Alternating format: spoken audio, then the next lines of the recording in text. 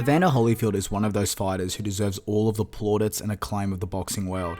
The unbreakable will, undeniable technical ability, and his incredible campaign at heavyweight despite his cruiserweight frame are only some of his seemingly endless accolades. Holyfield's resume is the stuff of legends, and we will take a look back at the terrific career of one of the greatest fighters in history.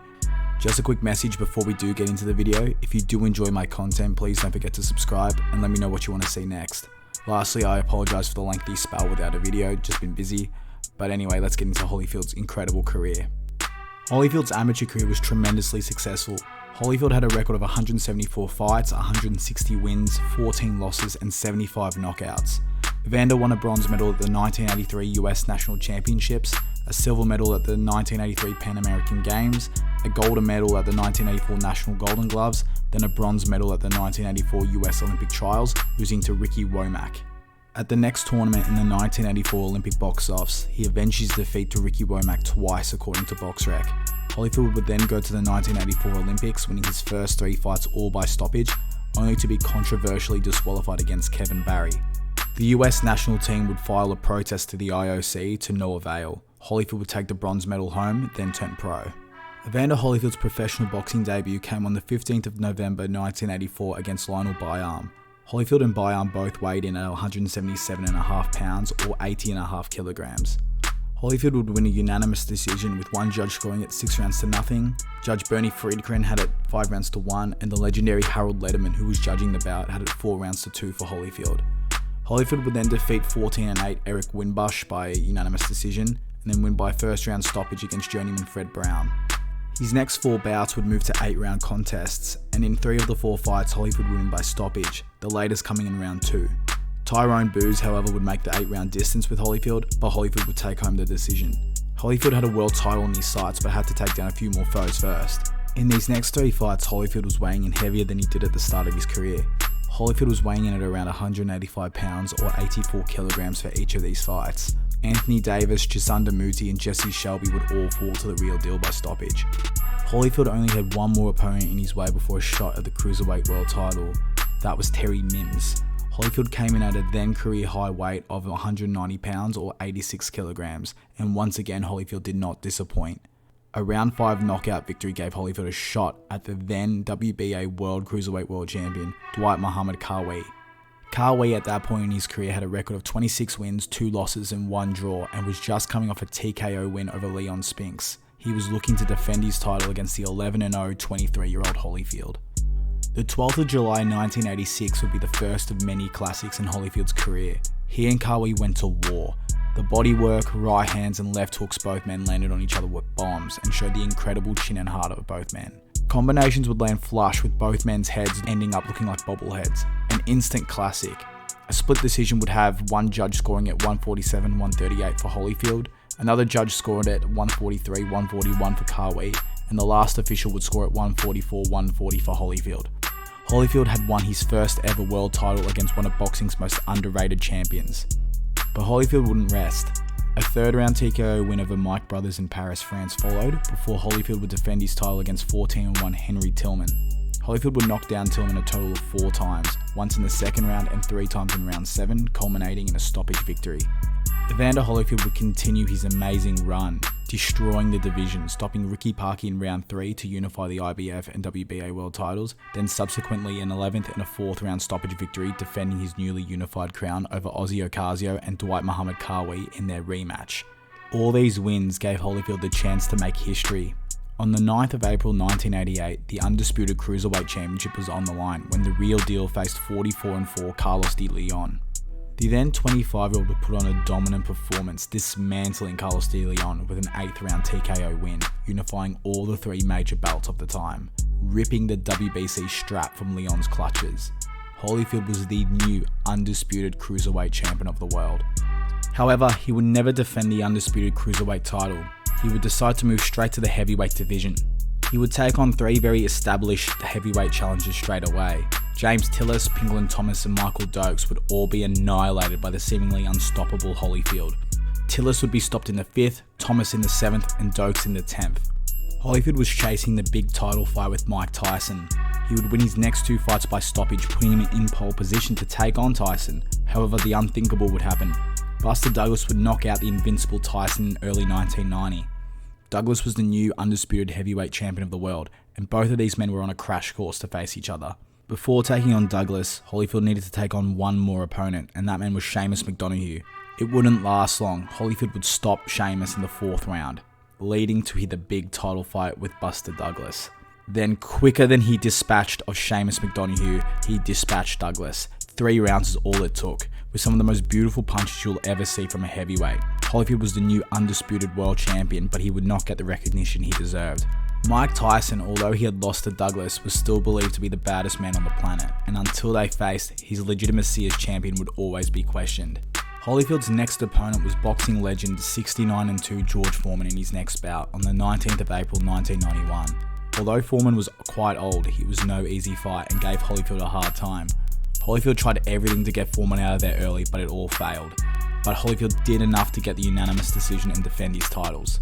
Once again, questions were being raised of Holyfield, and they were only exacerbated by his absolute war with Bert Cooper in his next fight.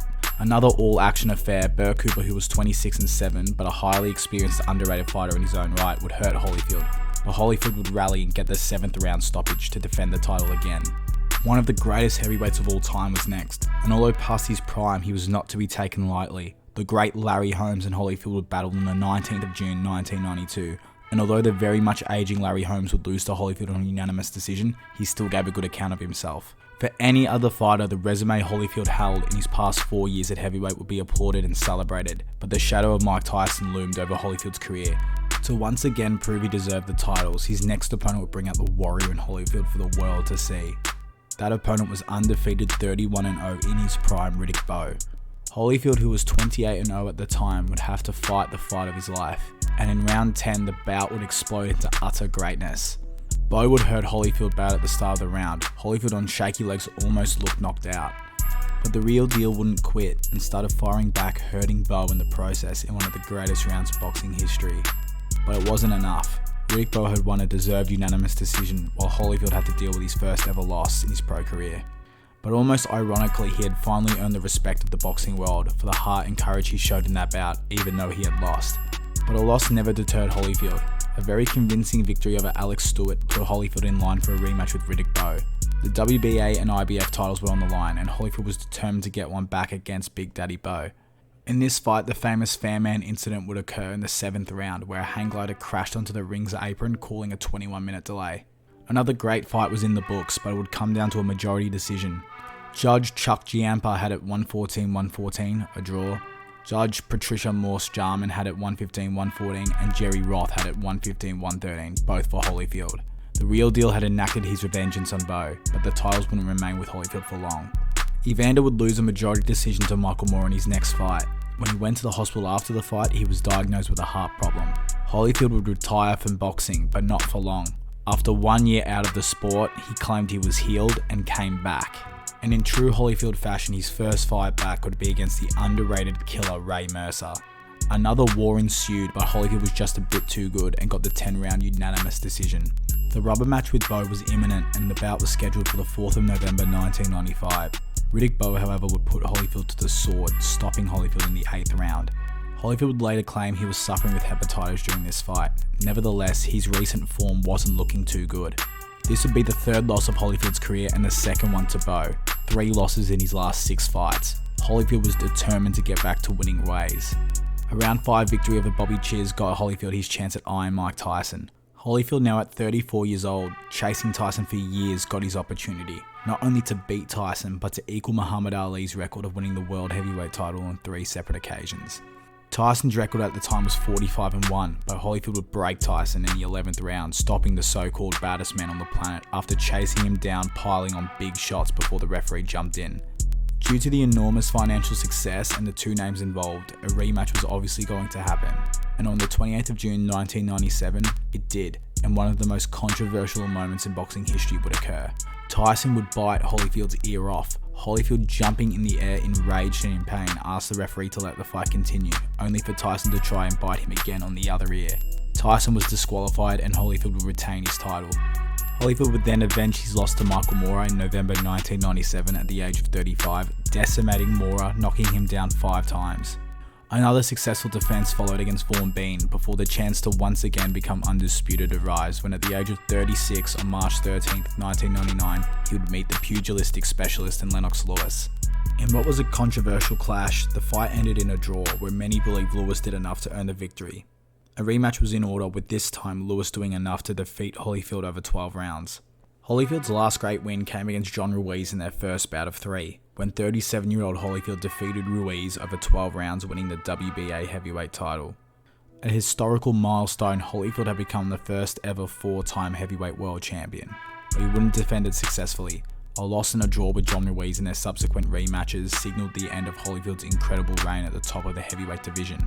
He would beat Hasim Rahman but lose 3 consecutive times to Chris Bird, James Toney and Larry Donald. The now 44-year-old Holyfield would beat less quality opponents in Jeremy Bates, Frez Oquendo, Vinny Maddalona and Lou Savarese. In 2007, Holyfield would attempt to regain a portion of the heavyweight title against Sultan Ibragimov for the WBO title, but he would lose a unanimous decision. But in December 2008, at 46 years old, Holyfield challenged the giant Nikolai Valuev for the WBA world title in a fight which Holyfield was robbed of making history again, becoming a 5-time heavyweight world champion.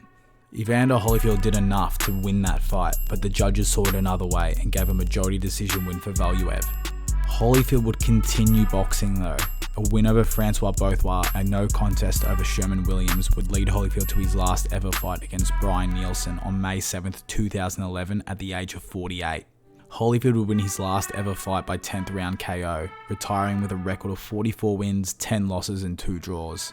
Holyfield's career was utterly sensational, a resume which stacks alongside the greatest of all time, and fights that will last the ages. He is without one of the greatest entertainers and greatest fighters of all time. So if you got to this stage of the video, please consider subscribing. I know it was a long one, but let me know what you thought in the comments. I really appreciate all the support, especially because this video is much longer than what I usually make. So yeah, thank you very much. Please subscribe and I'll see you in the next one. Bye.